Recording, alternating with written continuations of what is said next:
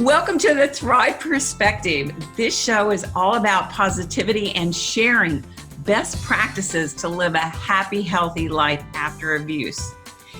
I'm Rena Romano, and as a thriver and advocate for adult survivors of child abuse, sexual assault, and domestic violence. If you're a female survivor and you want to be happy, stop living in the what ifs and get unstuck. You are in the right place. Okay, so today, my guest is Geanne Mehta.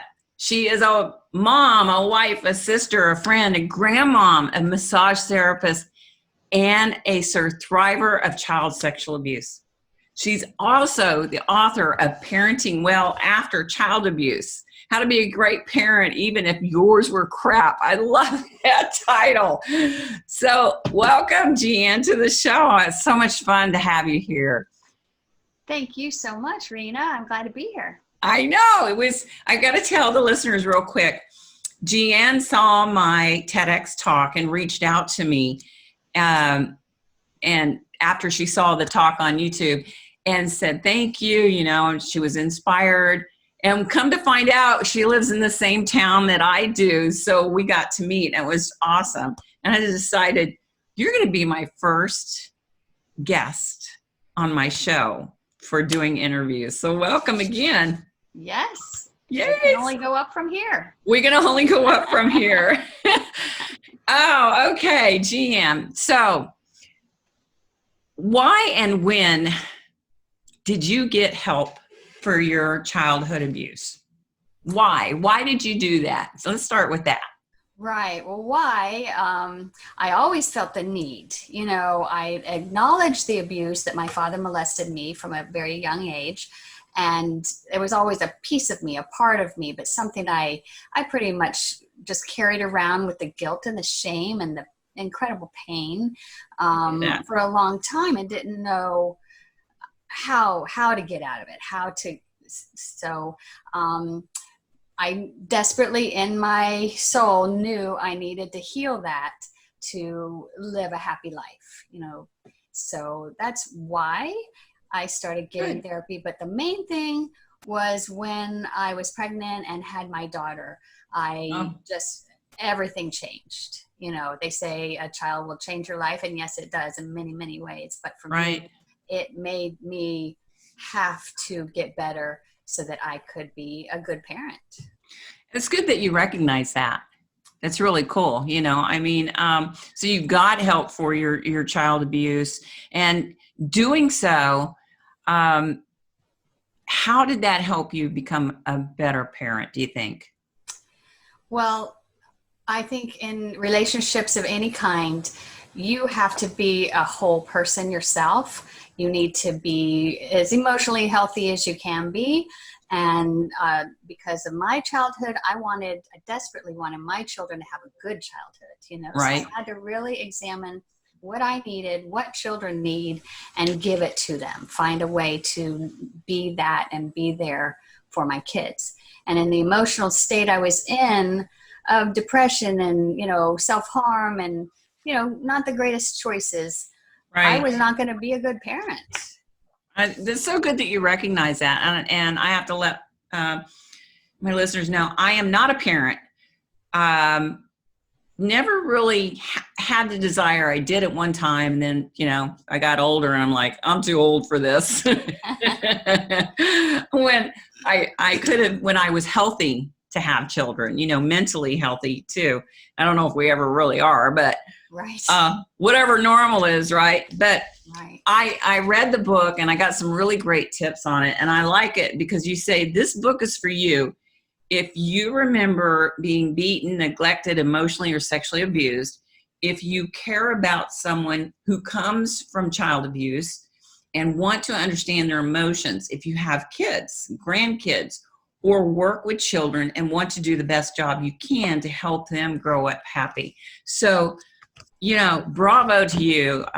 Kudos that you saw that. And how long ago, so you got pregnant and then did you start therapy counseling while you were pregnant? No, I did not. my sister that I grew up, she's 18 months older than I, and we grew up together, clinging to each other. The abuse was happening to both of us, and we talked about it. Right. So thank God we had each other. Oh. So she had gotten therapy. She'd been going to therapy for probably 10 years at the point that I did.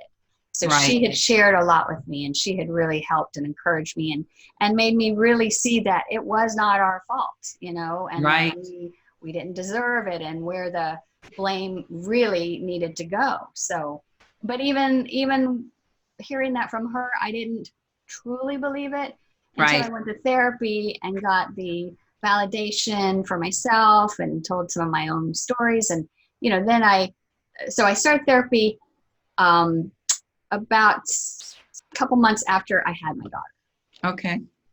Okay. And so, and your husband, he was supportive? Yes. And it's so good to have that support. And I know a lot of people don't have the support that you and I have had. And so their healing might be a little bit more intense, but it's possible, right? And this show is all about the endless possibilities of potential after trauma. So I'm so glad you're here. What was important to you, or the change in you for your kids? Why was that important for you?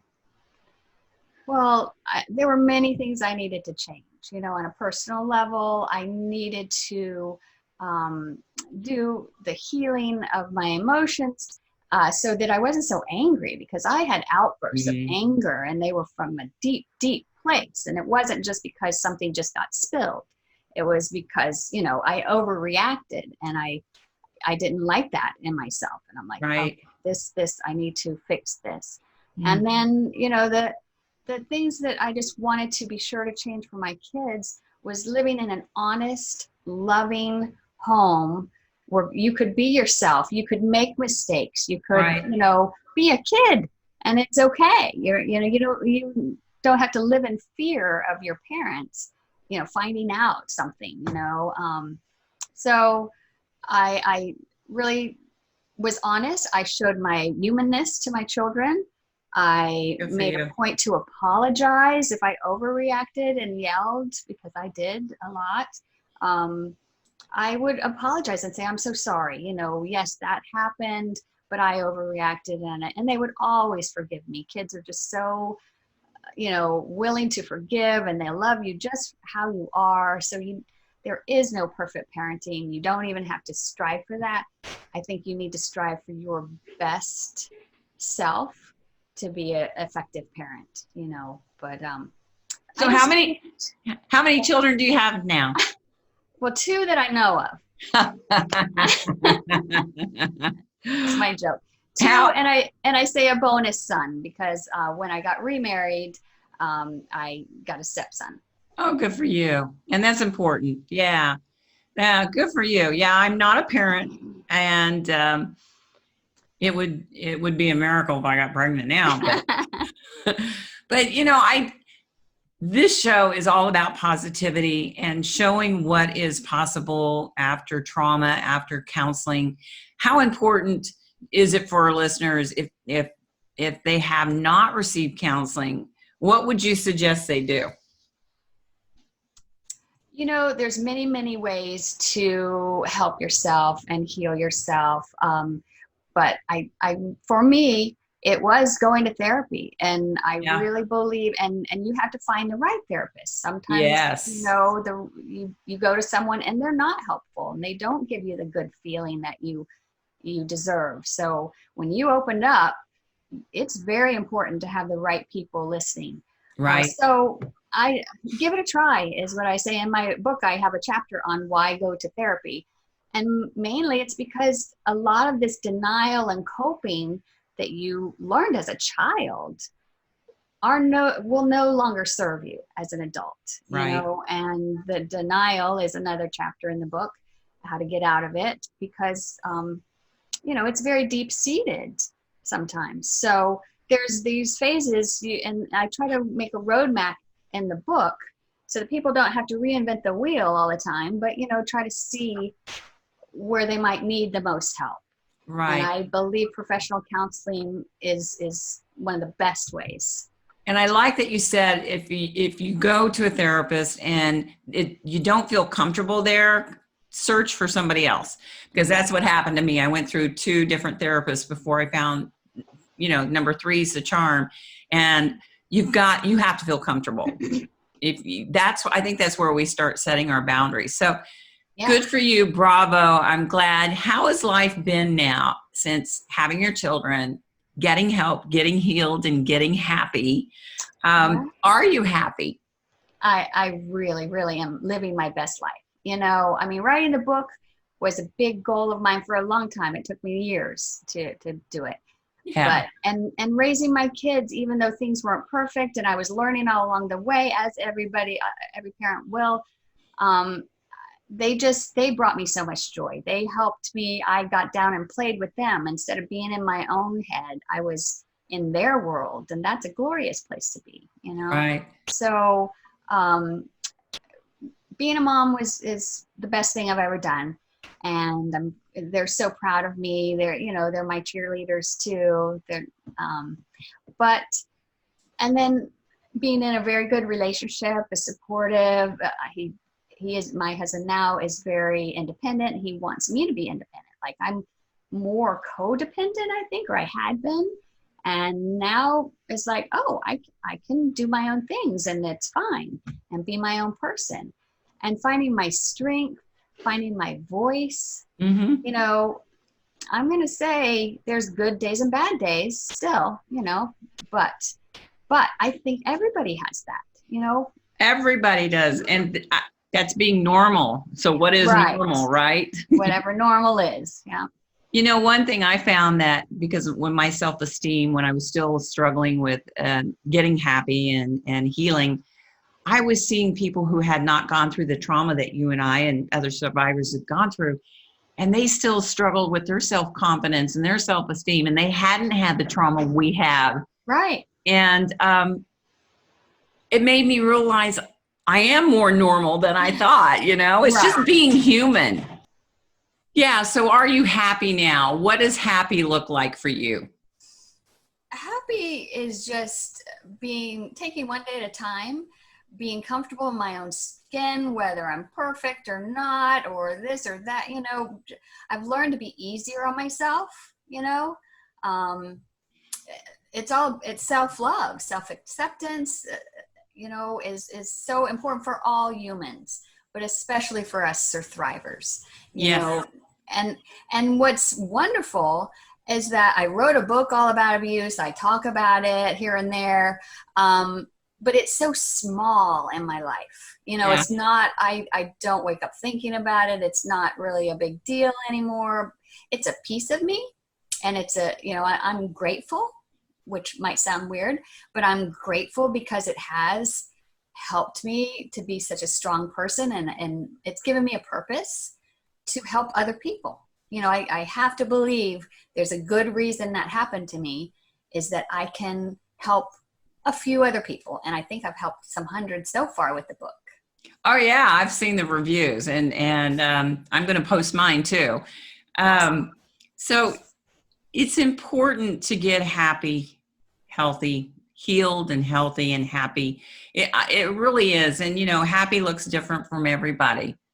So I'm so glad that you were able to do that and share that with other people, because I think the more that we share our voice, it's going to help other victims and survivors who haven't gotten help do that. I want to show them the positive aspects after trauma.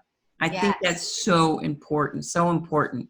So what else would you like to share with the group? So parenting's tough enough. I've seen friends struggle with having children, and especially the teenage years. The toddler and teenage years are almost exact mirror images. It's like but you get through it. You do one phase at a time. But whatever your motivation for getting better, it's for yourself to have better relationships, to be a parent. It's worth it. The work you have to do, some of it is painful. I'm not going to lie and say it's easy, but it's so worth it because you get to the other side and you get all these resources and tools that you feel, you get confidence, and self-esteem building. It's just to do the work, and then you reap the benefits. Absolutely. And, one size doesn't fit all. I think you would agree with that. One size doesn't fit all. I've done talk therapy. I've done tapping, EFT, emotional freedom technique. I've done hypnosis to help keep me positive. I do daily writings, affirmations, positive things. Yeah. What is one major tip or a couple, if you want, that you could share with the listeners that helps keep you on a positive track? And like you said, we all have our up and down days. And that's normal. It's okay. It's being human. Right. But what can you share that helps keep you on track? Well, I think journaling or writing is very, very helpful.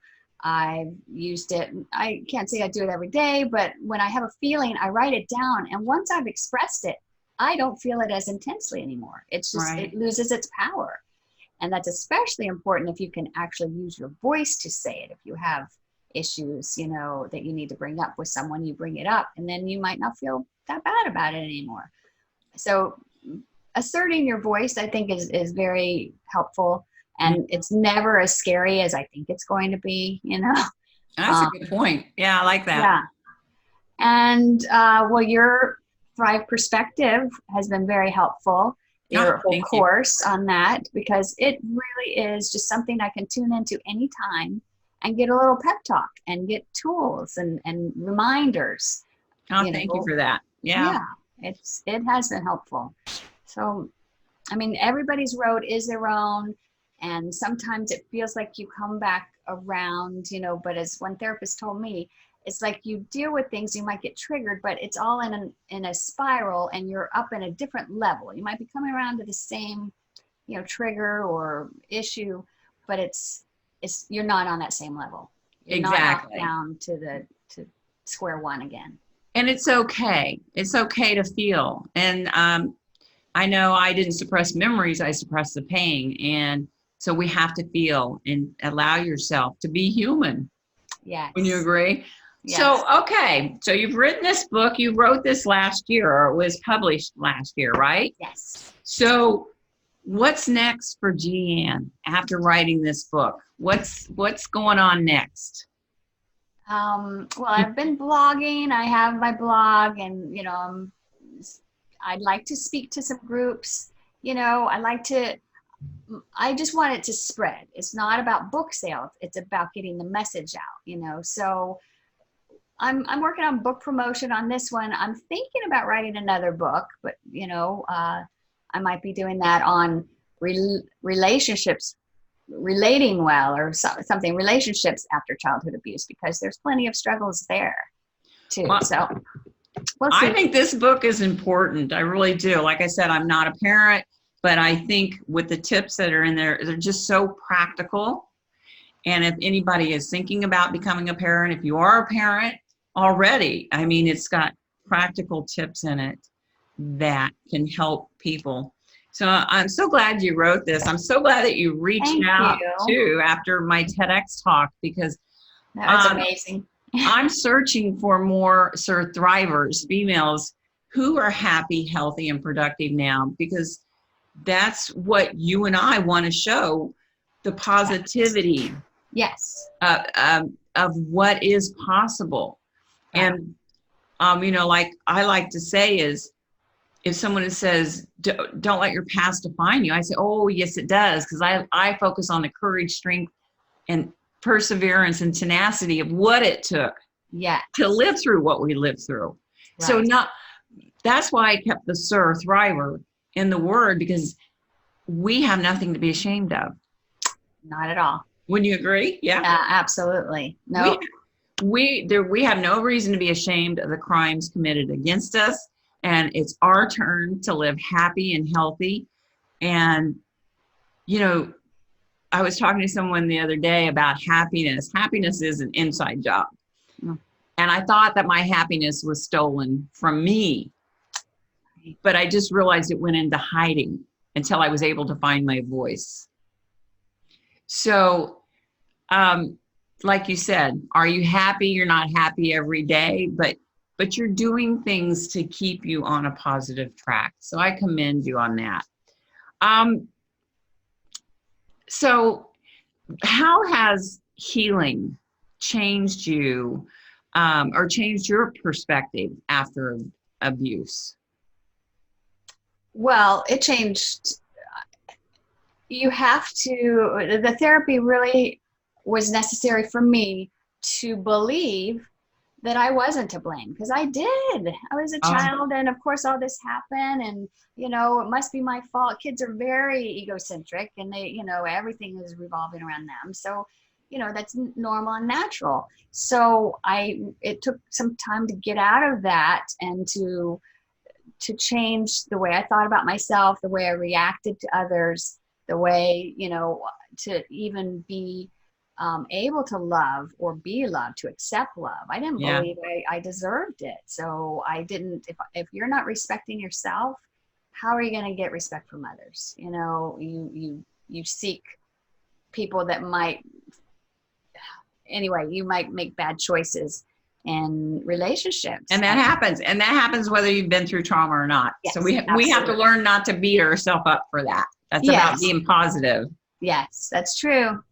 Yeah. But, just changing everything, my whole perspective. And now my perspective on the abuse, like I said, I'm kind of grateful for it because it's made me who I am. It's made me, would I be a better person without it? Who knows? It doesn't matter, because this is what I've been given. And this is what I'm using to use my voice and help other people. All right. Good for you. Good for you. And we can all pay it forward. And if you change one life, if you help one person with this book become a better parent, or even encourage them to get help, get healed, and get happy, Yes. Bravo to you. I'm so glad we got to meet. Where can people go? Where would you like people to go to find out more about you and your book? Well, the easiest thing probably is my website, which is my name, geannmeta.com. Awesome. You can also search the book on Amazon, but yeah. Parenting Well After Childhood. And I love the subtitle, Be a Great Parent, even if you're some crap. You can do it. Yeah. You can do it. I love it. All right. Well, thanks for tuning in today, and be sure to like my group page, the No More Shame campaign, because Geanne and I want to help others release shame and live a happy, healthy life.